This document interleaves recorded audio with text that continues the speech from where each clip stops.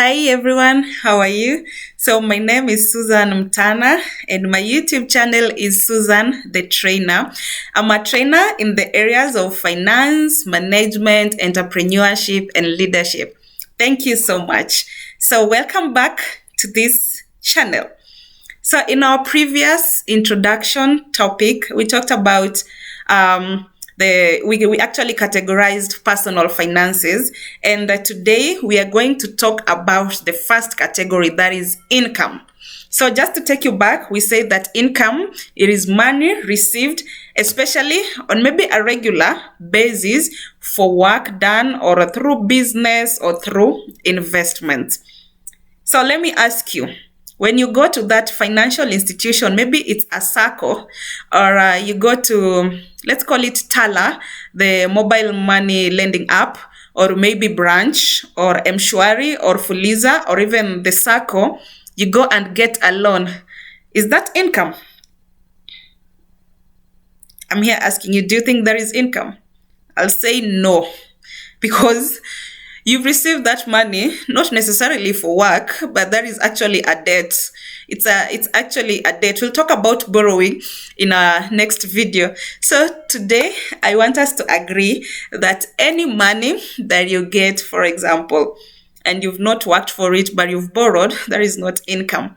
So income specifically, it's saying you have exchanged your time, and then in return for exchanging your time, you are paid. Or you decided to come up with the product, you took it to the market or even a service. Then after offering that, the exchange of somebody getting your product or somebody taking your service, that's when you earn something. So you find like there is like an active participation in this case. We are saying like in a bid for you to generate the income, there is like a direct correlation, a direct relationship whereby you need to exchange your time or even your resources for you to earn something. Are we together, my dear friends? So in terms of income, we have two broad categories, and I'm trying to make it as simple as possible so that everybody can understand. As I said, I just want to equip you with the basic financial literacy knowledge. Thank you for tuning in. So let's talk about active income. We have two categories. There is active income and passive income.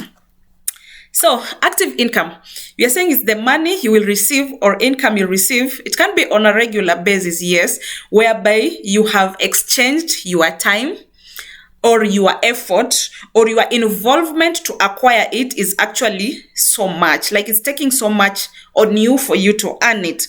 And even maintaining that income, it needs a lot of devotion. It needs a lot of time. For example, take it, for example, like you are maybe working in the capital town.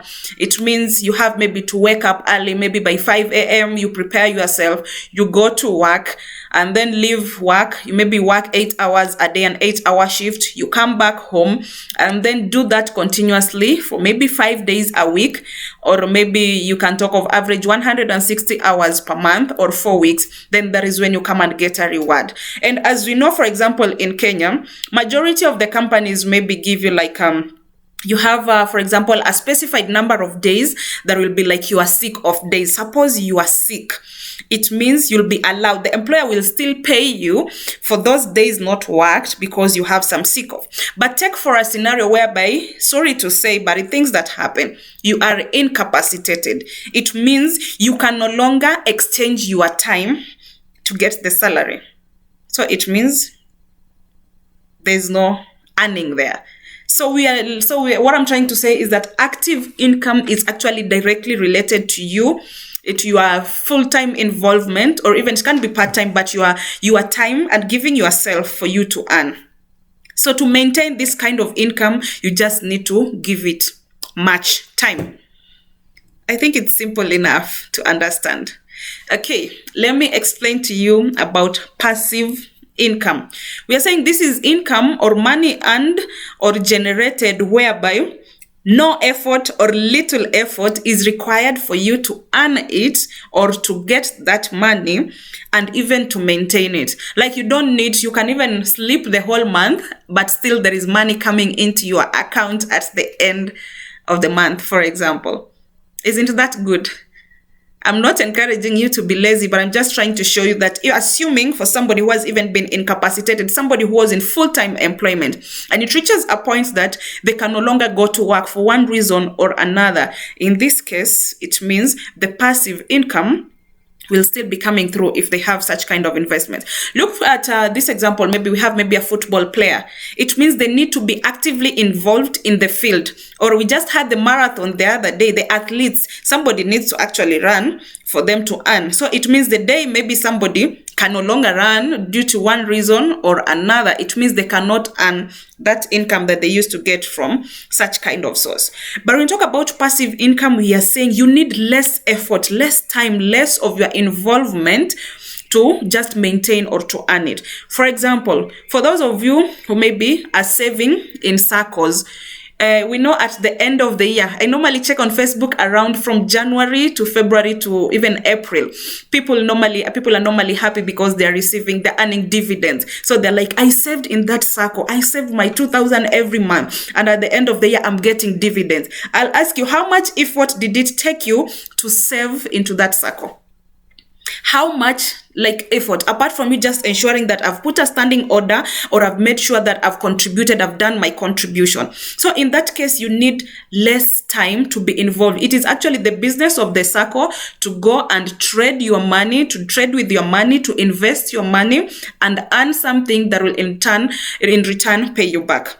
Let's talk about the landlords, the people in the real estate. Like you have rentals somewhere, and for you just maybe have a caretaker or it's under an agent. So at the end of the month, you know that I'm going to collect fees from, I'm going to collect rental income from that. So in this case, you find you can exchange your time into other activities while still you are receiving this rental income.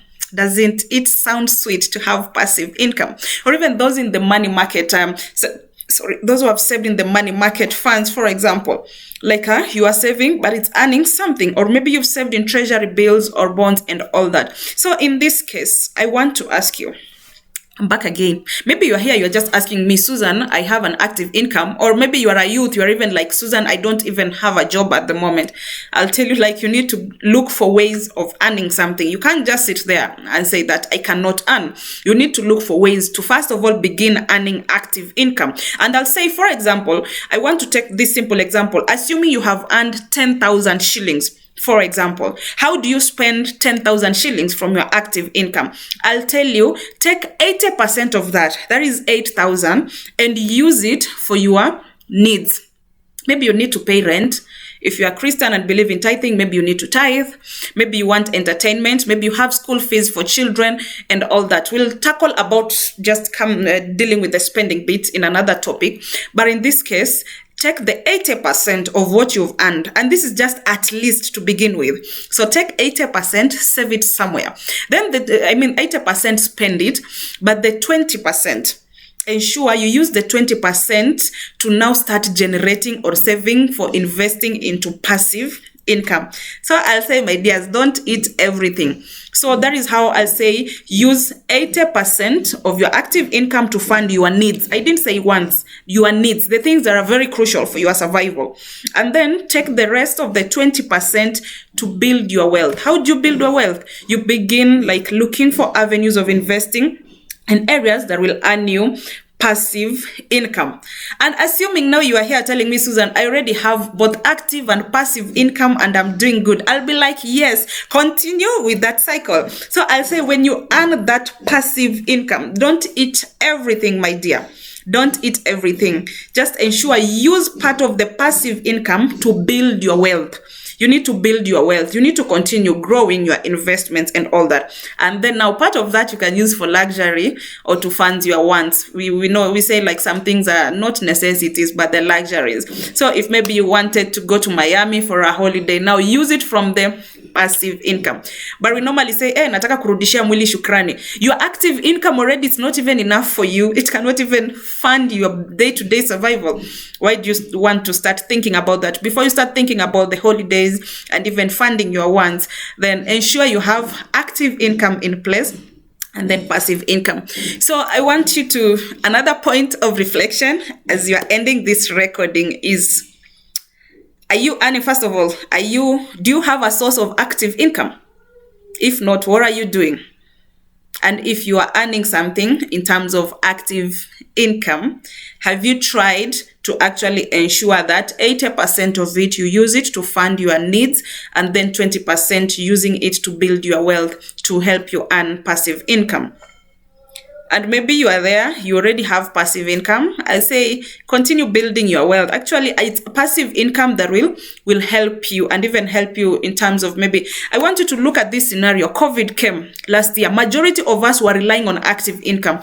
How many people went into survival mode because COVID came and companies were shut? Assuming you had some passive income at that point of crisis, it would have maybe helped you to fund your needs if at all the active income is not there.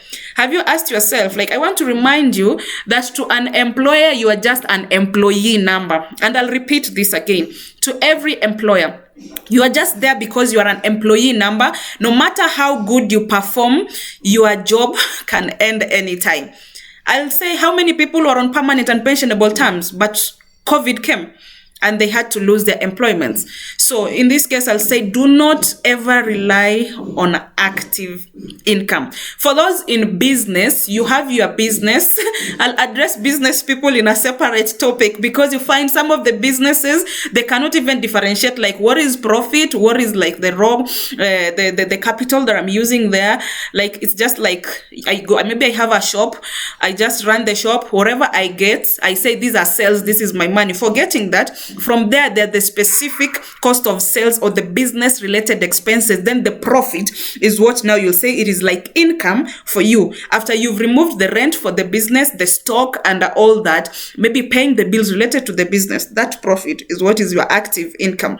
But some of us, you find, like in Kenya, you'll find it's so easy for somebody to have like a full-time job and maybe a part-time maybe business, but it's like a cycle. You take the active income, you push it there. When it reaches mid-month, you are broke, you go take the business income and all that. I'll say that is not right, and we'll address how to handle business income in another topic.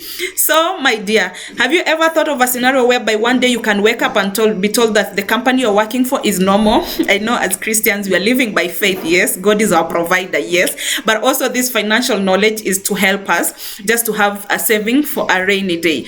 And the other thing I'll ask you, suppose your job is not there, can you even maintain your living standards for the next 6 months? If your answer is no, then it means you need to start thinking on how to generate more money.